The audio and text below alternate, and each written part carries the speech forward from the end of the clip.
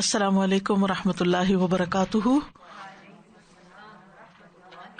نحمده ونصلی علی رسولہ الکریم، اما بعد فاعوذ باللہ من الشیطان الرجیم، بسم اللہ الرحمن الرحیم، رب اشرح لی صدری ویسر لی امری واحلل عقدۃ من لسانی یفقہوا قولی۔ قرآن مجید اللہ سبحانہ وتعالیٰ کی کتاب ہے۔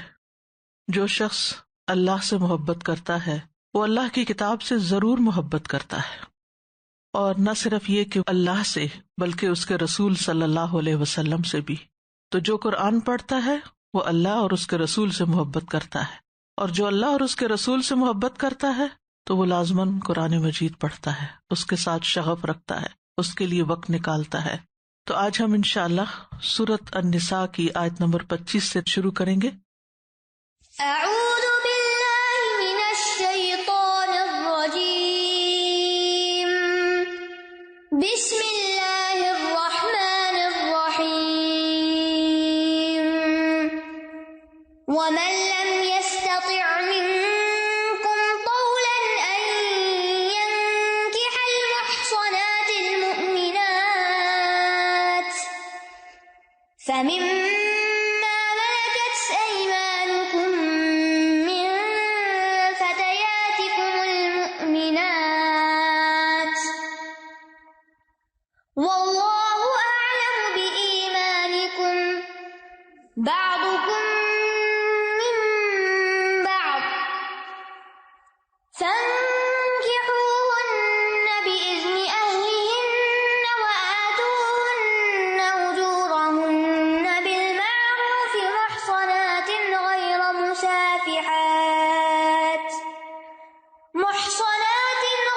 مسافحات ولا متخذات أخدان، فإذا أحصن فإن أتين بفاحشة فعليهن نصف ما على المحصنات من العذاب، ذلك لمن خشي العنة منكم وأن تصبروا خير لكم والله غفور رحيم۔ اور جو کوئی تم میں سے آزاد مومن عورتوں سے نکاح کی وسعت نہ رکھتا ہو تو مومن لونڈیوں میں سے جو تمہارے دائیں ہاتھ کی ملکیت ہیں نکاح کر لے، اور اللہ تمہارے ایمان کو زیادہ جانتا ہے۔ تم میں سے بعض سے ہیں تو ان لونڈیوں سے ان کے مالکوں کی اجازت سے نکاح کرو، اور ان کے مہر انہیں معروف طریقے سے ادا کرو۔ وہ نکاح میں محفوظ ہونے والیاں ہوں، نہ کہ بدکاری کرنے والیاں، اور نہ ہی چھپے دوست بنانے والیاں ہوں۔ تو جب وہ نکاح میں لے آئی جائیں، پھر اگر وہ کسی کھلی بے حیائی کا ارتکاب کریں تو ان پر پاک دامن عورتوں کے مقابلے میں آدھی سزا ہوگی۔ یہ اجازت اس کے لیے ہے جو تم میں سے گناہ سے ڈرتا ہو، اور اگر تم صبر کرو تو تمہارے لیے بہتر ہے، اور اللہ بہت بخشنے والا نہایت رحم کرنے والا ہے۔ وَمَن لَّمْ يَسْتَطِعْ مِنكُمْ طَوْلًا، اور جو تم میں سے استطاعت نہ رکھتا ہو، طولاً قدرت کی، وسعت کی۔ ایک ہوتا ہے طول جو لمبائی کے معنوں میں استعمال ہوتا ہے، اور ایک ہوتا ہے طول جس کا مطلب ہوتا ہے غنا اور قدرت، یعنی مال کم ہے یا ہمت نہیں ہے۔ ان ينكح المحصنات، کہ وہ آزاد مسلمان عورتوں سے شادی کر سکے۔ جیسا کہ آپ کو پیچھے بتایا گیا تھا کہ احسان کا لفظ جو ہے وہ اسلام کے لیے بھی استعمال ہوتا ہے، آزادی کے لیے بھی ہوتا ہے، پاک دامنی کے لیے بھی ہوتا ہے، اور شادی شدہ عورت کے لیے بھی استعمال ہوتا ہے، یعنی محصنہ کا لفظ۔ تو یہاں یہ کہا جا رہا ہے کہ جو شخص آزاد مسلمان عورت سے شادی نہ کر سکے کیونکہ اس کے پاس اتنا مال نہیں کہ اس کو مہر دے سکے، تو پھر کیا کرے؟ اگر اس کو ڈر ہو کہ وہ کہیں زنا کا ارتکاب نہ کر بیٹھے تو اس صورت میں فَمِمَّا مَلَكَتْ أَيْمَانُكُمْ، ان سے نکاح کر لے جو تمہارے دائیں ہاتھ کی ملکیت ہو، من فتياتكم المؤمنات، تمہاری مومن لونڈیوں میں سے، باندیوں میں سے۔ یعنی اگر استطاعت ہو تو لونڈی سے نکاح کی اجازت نہیں، اس سے نکاح کرنا ایک آزاد مرد کے لیے منع ہے۔ لونڈی سے مراد وہ خادمائیں نہیں جو گھر میں کام کرتی ہیں، جیسا کہ کچھ ممالک میں اوورسیز سے خواتین گھر کے کاموں کے لیے خدمت کے لیے میڈز منگوائی جاتی ہیں، تو ان کے ساتھ ایسا کوئی تعلق قائم نہیں کیا جا سکتا، یا وہ عورتیں مراد نہیں ہیں یہاں۔ اس معاشرے میں جس میں قرآن مجید نازل ہو رہا تھا، تو اس وقت لونڈی غلام کا تصور عام تھا۔ جیسے جانور خریدے بیچے جاتے تھے، ایسے ہی انسان بھی بکتے تھے، انسانوں کی بھی منڈیاں لگتی تھی، یعنی کوئی غلام خرید رہا ہے اور کوئی غلام بیچ رہا ہے، اور اس میں عورتیں بھی ہوتی تھی، مرد بھی ہوتے تھے۔ تو اس معاشرے میں یہ ایک بہت عام سی بات تھی، تو اس لیے ان کا تذکرہ بار بار آ رہا ہے، اور ان کے بارے میں جو اصول و قواعد ہیں وہ بتائے جا رہے ہیں۔ اور چونکہ یہ سلسلہ اب ختم ہو چکا ہے، لیکن آیات منسوخ نہیں، کیونکہ قیامت تک پھر بھی کوئی ایسا موقع ہو سکتا ہے جب یہ صورتحال پیش آ جائے، تو اس صورت میں پھر کیا کرنا ہوگا؟ ان احکامات پر عمل کرنا ہوگا، کیونکہ اسلام عزت و عصمت کی حفاظت چاہتا ہے، اسی لیے زنا سے منع کیا گیا ہے۔ سورۃ المؤمنون میں آتا ہے والذین هم لفروجہم حافظون الا علی ازواجہم او ما ملکت ایمانہم فانہم غیر ملومین، اور وہی جو اپنی شرمگاہوں کی حفاظت کرنے والے ہیں مگر اپنی بیویوں یا ان عورتوں پر جن کے مالک ان کے دائیں ہاتھ بنے ہیں، فانہم غیر ملومین، تو اس معاملے میں وہ ملامت کیے ہوئے نہیں ہیں۔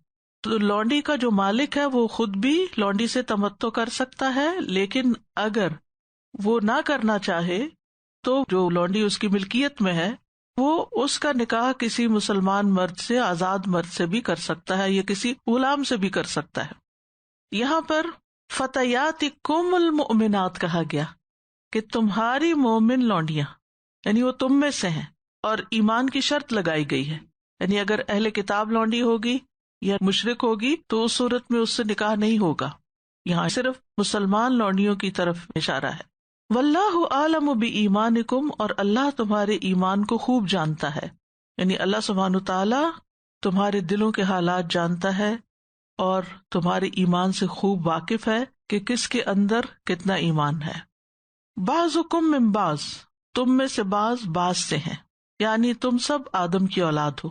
عرب معاشرے میں ویسے بھی لونڈیوں سے نکاح ایک معیوب بات سمجھی جاتی تھی، اور ان کو سیکنڈ کلاس سٹیزن سمجھا جاتا تھا۔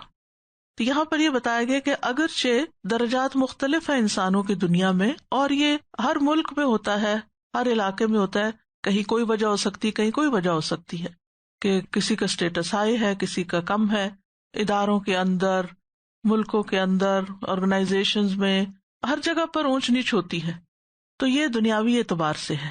لیکن اللہ کے ہاں کس کی قدر ہے اور کس کا درجہ بلند ہے؟ جس کے اندر ایمان زیادہ ہے۔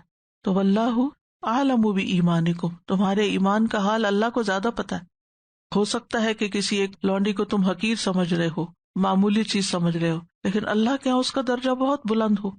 حضرت سمیہ کون تھی؟ یہ ابو جہل کے چچا کی لونڈی تھی۔ تو ابو جہل کا چچا جب فوت ہو گیا تو پھر ابو جہل نے اس پر قبضہ کر لیا، لیکن حضرت سمیہ کی شادی جو تھی وہ حضرت یاسر سے ہوئی تھی، ٹھیک ہے، جن سے حضرت عمار پیدا ہوئے تھے۔ تو یہ سب غلام تھے، کیونکہ لونڈی کی اولاد بھی غلام ہوتی ہے، غلام کی اولاد بھی غلام ہوتی ہے پھر۔ لیکن آپ کو معلوم ہے کہ حضرت سمیہ کا درجہ کیا ہے؟ وہ شہید ہونے والوں مردوں اور عورتوں میں سب سے پہلی شہیدہ ہیں۔ تو واللہ اعلم بایمانکم، جتنی تکلیفیں انہوں نے ابو جہل کے ہاتھ اٹھائیں ہم میں سے کوئی تصور نہیں کر سکتا۔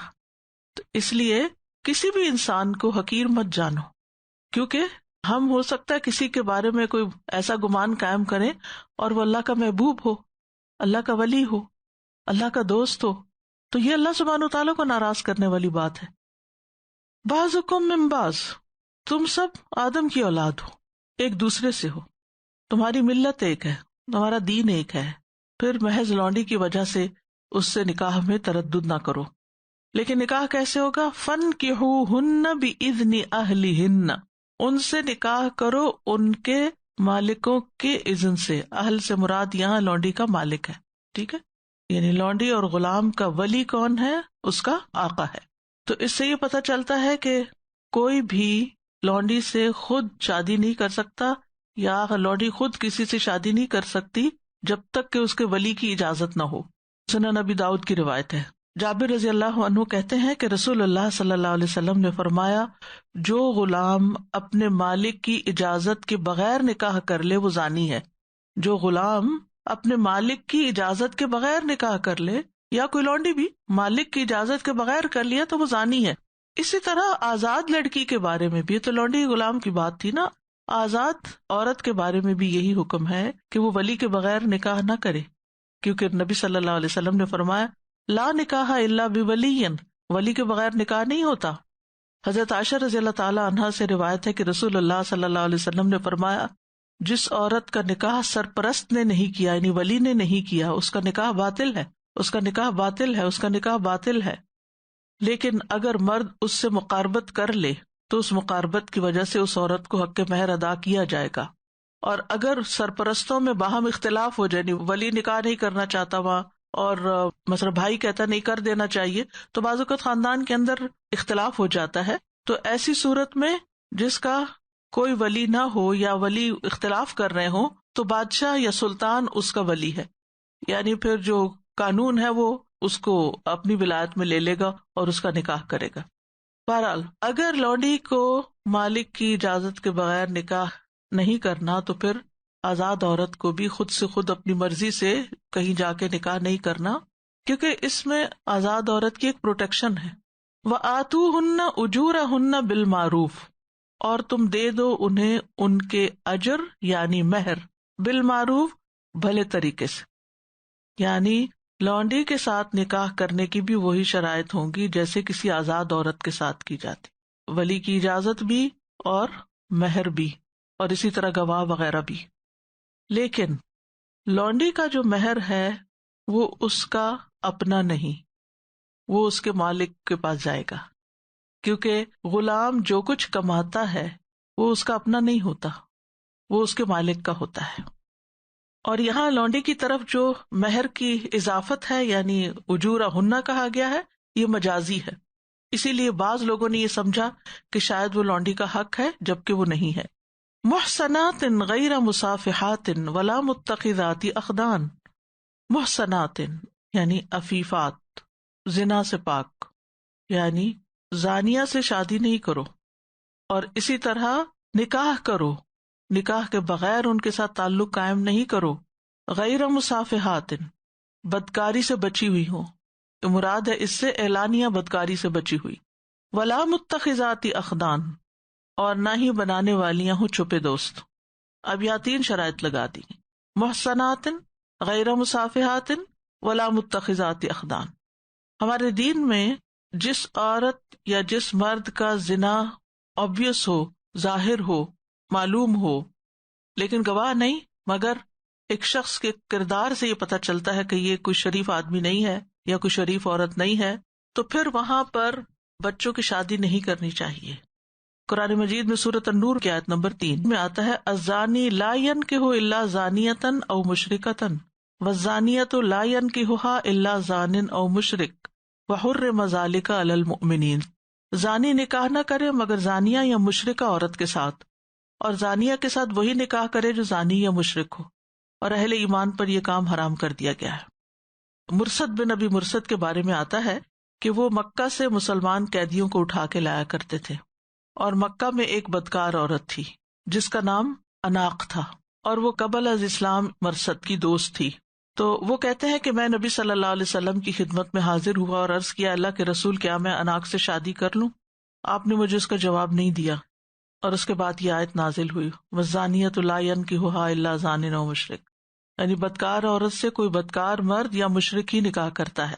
آپ صلی اللہ علیہ وسلم نے پھر مجھے بلوایا اور یہ آیت پڑھی، پھر فرمایا فَإِذَا أُحْسِنَّ فَإِنْ أَتَيْنَ بِفَاحِشَةٍ فَعَلَيْهِنَّ نِصْفُ مَا عَلَى الْمُحْصَنَاتِ مِنَ الْعَذَابِ، پھر جب وہ قید نکاح میں لے آئی جائیں، یعنی ان کی شادی ہو جائے، فَإِنْ أَتَيْنَ بِفَاحِشَةٍ، پھر اگر وہ فاحشہ یعنی زنا کا ارتکاب کریں، فاحشہ سے مراد یہاں زنا ہے، فَعَلَيْهِنَّ تو ان پر نصف آدھا ہوگا، ما علی المحصنات جو آزاد عورتوں پر ہوگا، من العذاب عذاب میں سے یعنی سزا میں سے۔ یہاں محصنات کا مطلب آزاد ہوگا، شادی شدہ نہیں، کیونکہ شادی شدہ کی سزا کیا ہے؟ رجم ہے، تو رجم کا آدھا کیا ہو سکتا ہے؟ رجم کا تو آدھا نہیں ہوگا، مراد اس سے آزاد عورت ہے۔ غیر شادی شدہ آزاد عورت کی سزا کیا ہے؟ 100 کوڑے، تو پھر لونڈی کی کیا ہوگی؟ 50 ہوگی، ٹھیک ہے۔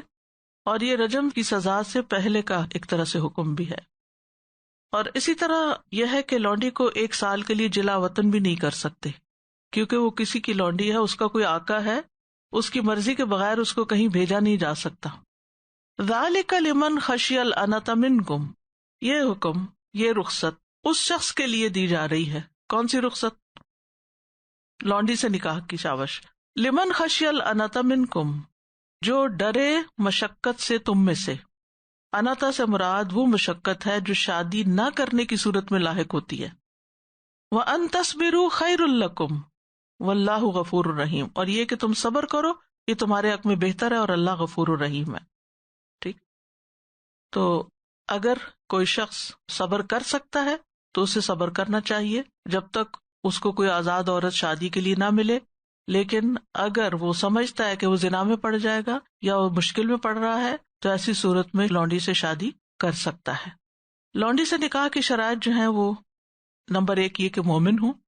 کتابیہ آزاد عورت سے شادی کی اجازت ہے، لیکن کتابیہ غلام عورت سے شادی کی اجازت نہیں ہے، یہ فرق ہے.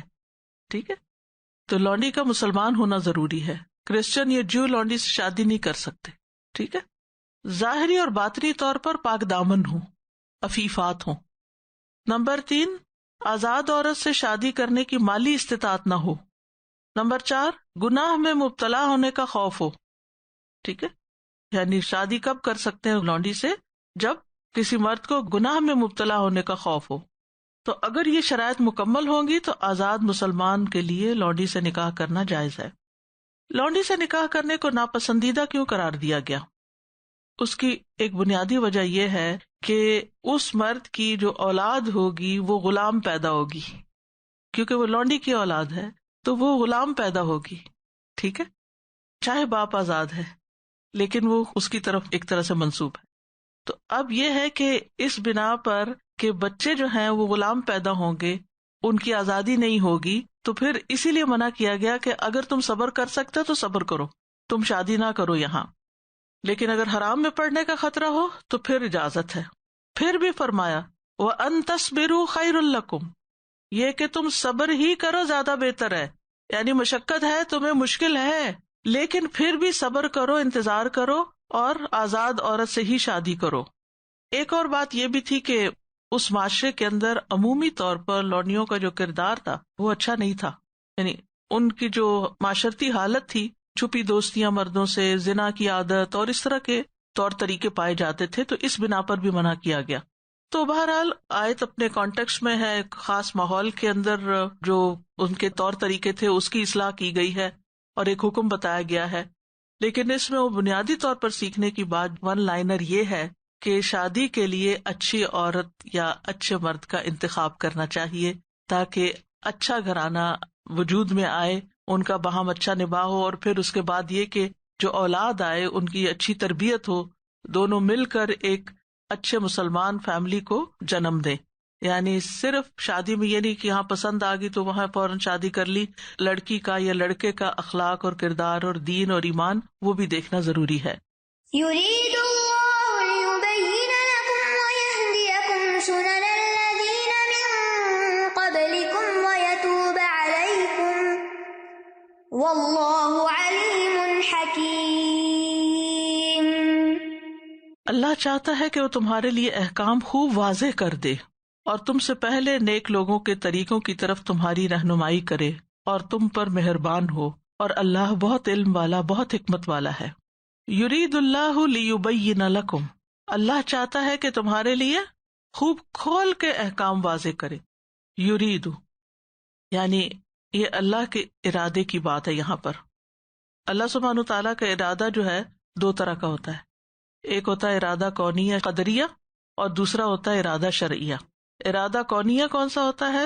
جو پورا ہو کر رہتا ہے، لیکن ضروری نہیں کہ جس چیز میں وہ ارادہ کیا گیا وہ اللہ کو پسند بھی ہو، جیسے ابلیس کی تخلیق ہے. ارادہ کونیہ مومن اور کافر دونوں کے لیے ہوتا ہے. اور ارادہ شرعیہ یہ صرف اس چیز میں ہوتا ہے جسے اللہ تعالیٰ پسند کرتا ہے اور اس سے راضی ہوتا ہے، لیکن اس کا پورا ہونا لازم نہیں ہوتا. اور ارادہ شرعیہ میں جیسے شرعی احکامات ہیں. ٹھیک. تو اللہ سبحانہ تعالیٰ کا ارادہ کیا ہے کہ تمہارے لیے تمہارے دین کے کام اور اس کی مصلحتیں واضح کر دے. تمہیں کھول کے بتا دے کہ تمہارے لیے کیا حلال ہے اور کیا حرام ہے، یہ سب کچھ بیان کرے، یعنی حلال اور حرام کے احکامات کو تمہارے لیے واضح کر دے۔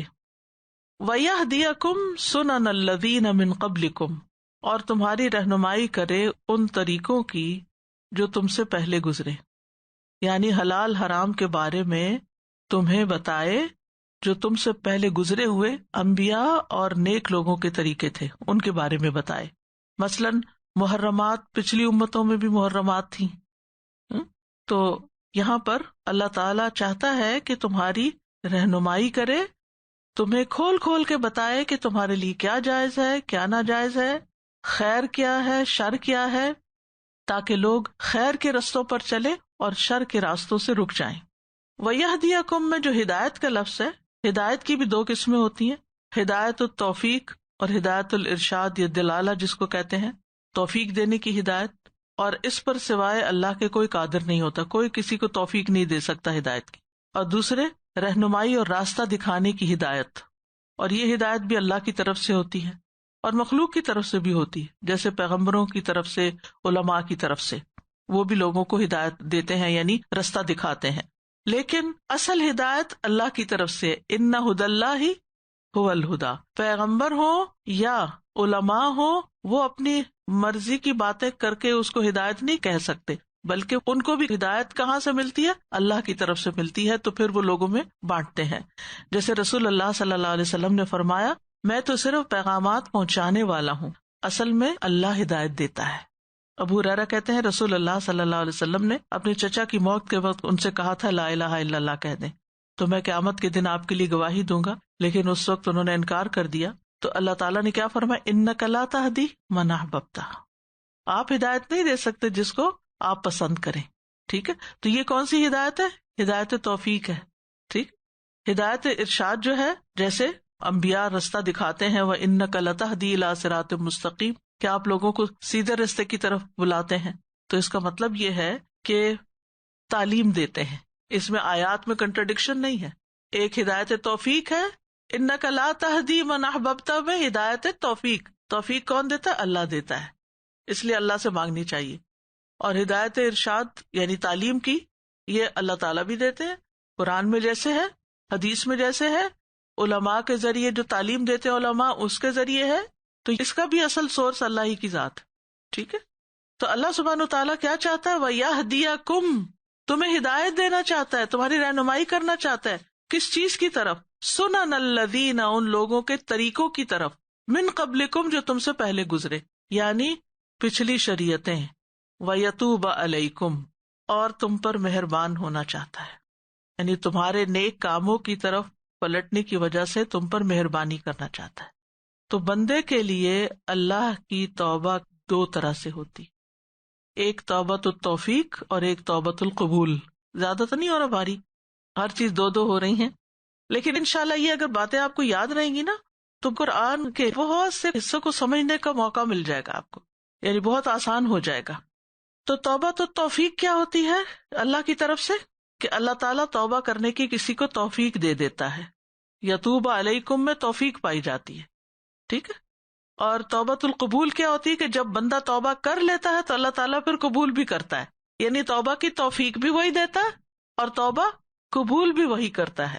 ثم تاب علیہم لیتوبوا، پھر اس نے ان پر مہربانی کے ساتھ توجہ فرمائی، یعنی ان کو توفیق دی تاکہ وہ توبہ کریں، اور پھر اللہ تعالیٰ نے ان کی توبہ قبول کر لی۔ یہ سورۃ التوبہ میں آتا ہے۔ تو بندوں کو پھر کیا کرنا چاہیے؟ زیادہ سے زیادہ اللہ سبحانہ تعالیٰ کی طرف پلٹنا چاہیے، توبہ کی توفیق مانگنی چاہیے، کیونکہ بعض اوقات ہمیں پتہ ہوتا ہے ہم نے غلط کام کیا ہے، لیکن ہم توبہ نہیں سنبھال کر پاتے، یا اتنی شدت سے گناہ کا احساس نہیں ہوتا، دل سخت ہو جاتے ہیں۔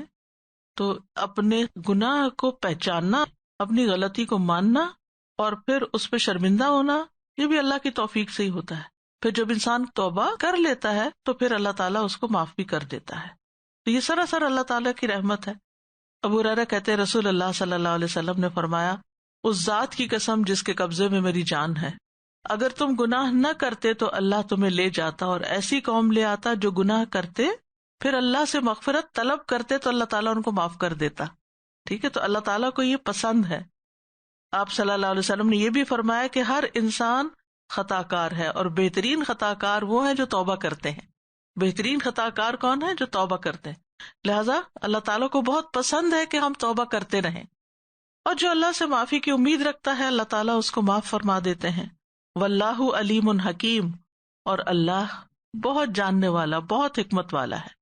یعنی اللہ تعالیٰ کو پتا ہے کہ اللہ کے بندوں کے حالات کی اصلاح کیا چیز کر سکتی اور کیا احکامات ان کو دینے چاہیے، کون سی چیز بندوں کے فائدے میں ہے اور کون سی چیز نقصان دینے والی ہے، اور کون سی چیز کب دینی چاہیے، کتنی دینی چاہیے.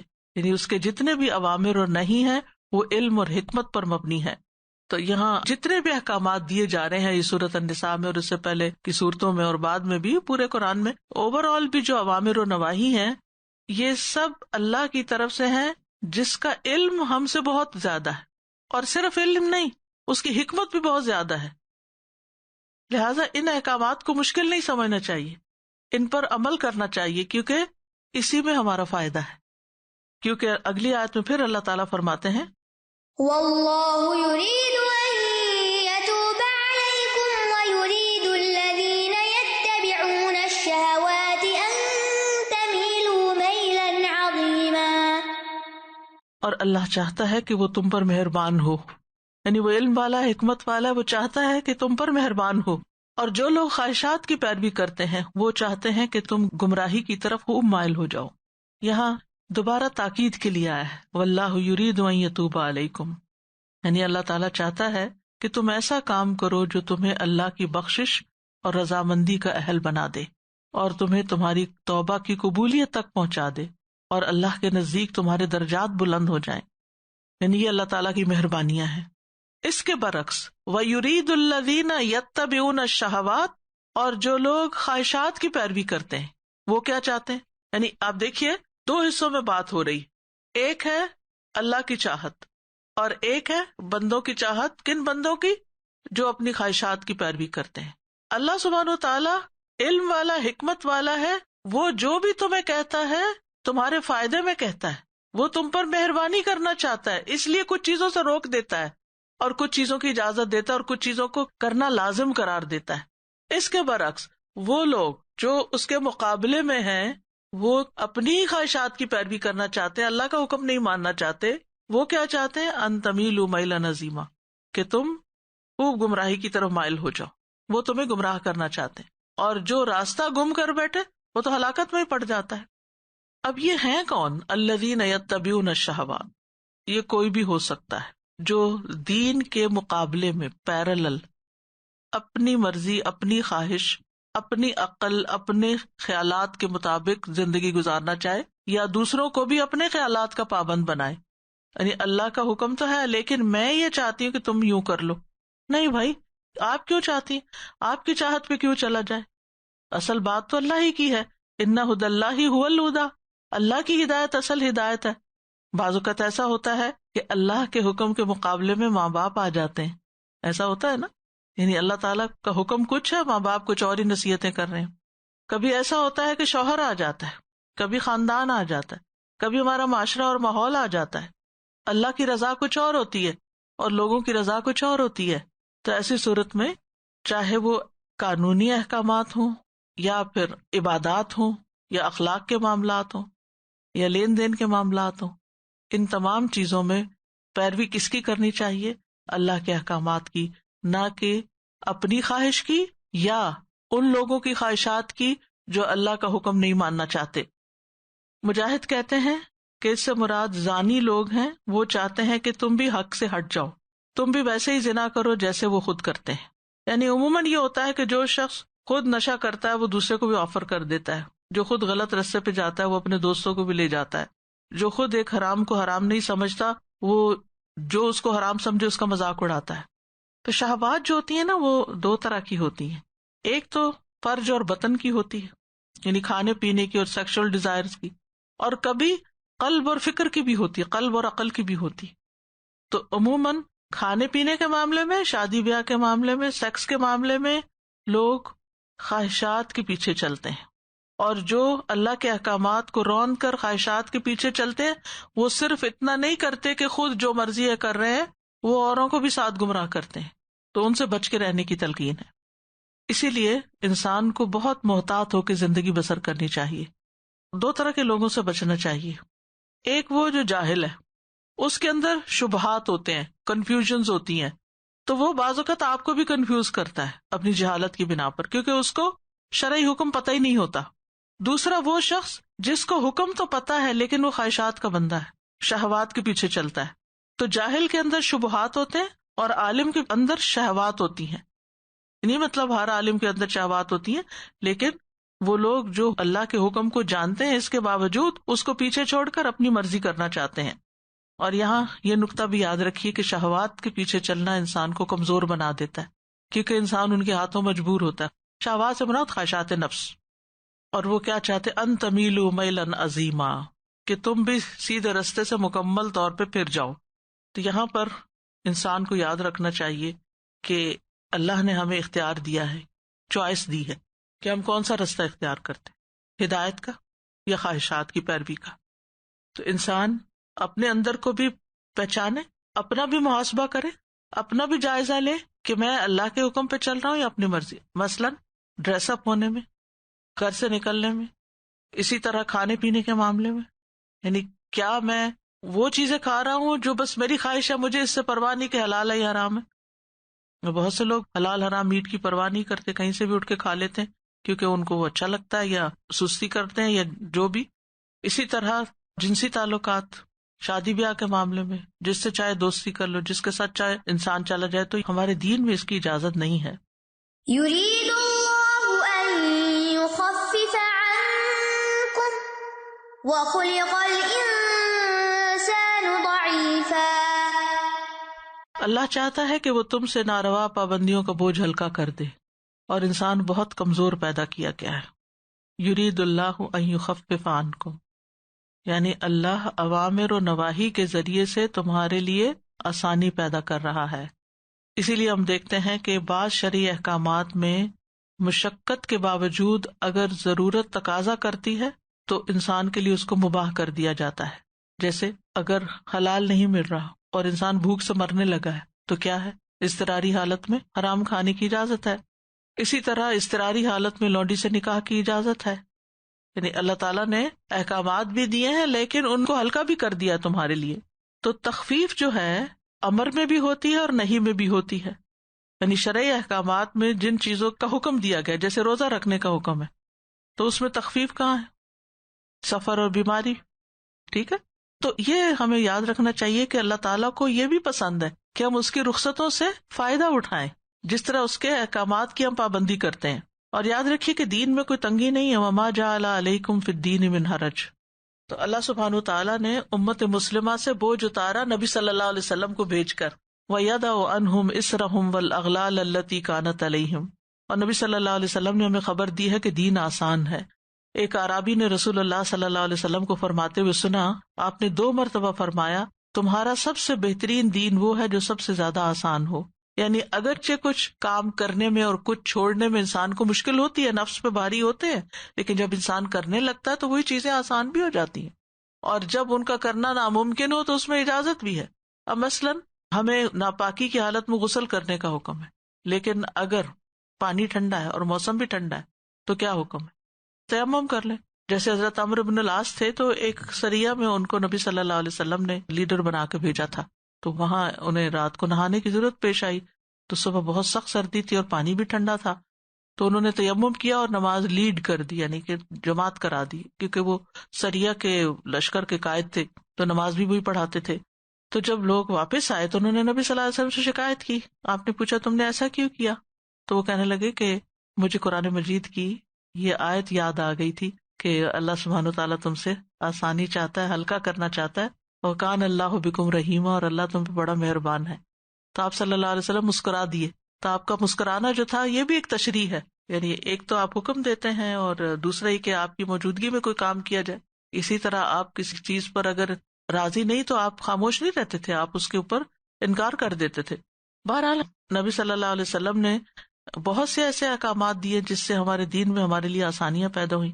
آپ نے فرمایا اگر میری امت پر مشقت نہ ہوتی تو میں انہیں ہر وضو میں مسواک کا حکم دیتا، اور حضرت انس کہتے ہیں کہ آپ نے فرمایا آسانی کرو اور سختی نہ کرو، خوشخبری دو اور نفرت نہ دلاؤ۔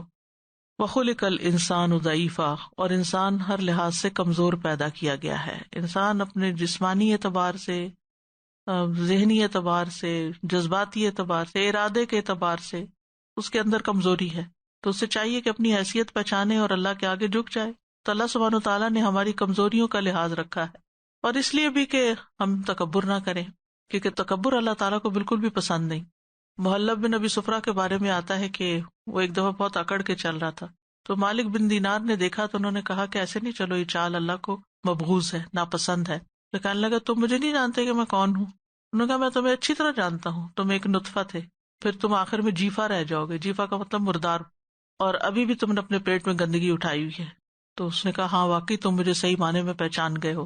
حقیقت یہ کہ انسان کی یہی حقیقت ہے، اپنے آغاز کو یاد رکھے اور اپنے انجام کو یاد رکھے تو وہ کبھی بھی تکبر نہ کرے، اپنے آپ کو بڑی چیز نہ سمجھے، کمزور ہی سمجھے۔ تو انسان ہے تو کمزور، لیکن اللہ نے اس کو یہ طاقت ضرور دے رکھی ہے کہ وہ حرام چیزوں سے بچے اور اللہ کی پسند کے کام کرے۔ ابن عباس سے کسی نے سوال کیا کہ میرا نفس خیر سے محبت کرتا ہے لیکن ہے کمزور، نافرمانی کے آگے ثابت قدم نہیں رہتا، جو ہی گناہ کا کام دیکھتا ہوں تو میرا نفس اس کے آگے کمزور پڑ جاتا ہے، تو اس کام کے لیے کوئی دوا یا شفا ہے؟ آپ میری رہنمائی کریں۔ تو انہوں نے کہا جی ہاں، اللہ تعالیٰ کا فرمان ہے کہ وَخُلِقَ الْإِنسَانُ ضَعِيفًا، لیکن اللہ نے آپ کو اسلحہ بھی دیا ہے تاکہ آپ قوت پکڑ لیں، اور اللہ نے آپ کو ایسا اسلحہ دیا جس کے ساتھ آپ دل کو مضبوط کر سکتے ہیں، اور وہ ہے اللہ کی اطاعت، اس کے ذکر کی کثرت، اللہ کی عظمت میں غور و فکر کرنا کہ اللہ کتنا بڑا ہے، اور جو اللہ کا آپ پر حق ہے اس پر غور و فکر کرنا۔ اور یہ یاد رکھو کہ تم سے سوال کیا جائے گا، فَوَرَبِّكَ لَنَسْأَلَنَّهُمْ أَجْمَعِينَ عَمَّا كَانُوا يَعْمَلُونَ، سو تیرے رب کی قسم یقیناً ہم ان سب سے ضرور سوال کریں گے اس کے بارے میں جو وہ کرتے تھے۔ تو آپ اپنی برائیوں پر عذاب کے حقدار ہیں اور فرما برداری پر ثواب کے حقدار ہیں، لہٰذا آپ غور و فکر کریں اور خواہشات کی پیروی نہ کریں، ورنہ یہ آپ کو اللہ کے راستے سے روک دیں گی۔ اور قرآن مجید میں کیا آتا ہے، وَأَمَّا مَنْ خَافَ مَقَامَ رَبِّهِ وَنَهَى النَّفْسَ عَنِ الْهَوَىٰ فَإِنَّ الْجَنَّةَ هِيَ الْمَأْوَىٰ۔ تو جس وقت انسان کا نفس اس کو نافرمانی کی دعوت دے تو نفس کو خود سمجھائے انسان کہ یہ بہت خطرے کی بات ہے، انسان کو اللہ کی نافرمانی سے روکا گیا ہے، اس کے غضب سے ڈرایا گیا ہے۔ تو اس لیے موت اس حال میں نہیں آنی چاہیے کہ انسان اللہ کا نافرمان ہو، بلکہ اس حال میں آنی چاہیے کہ انسان کے گناہ معاف ہو چکے ہوں۔ تو ہم سب کو اپنے نفس سے جہاد کرنے کی ضرورت ہے۔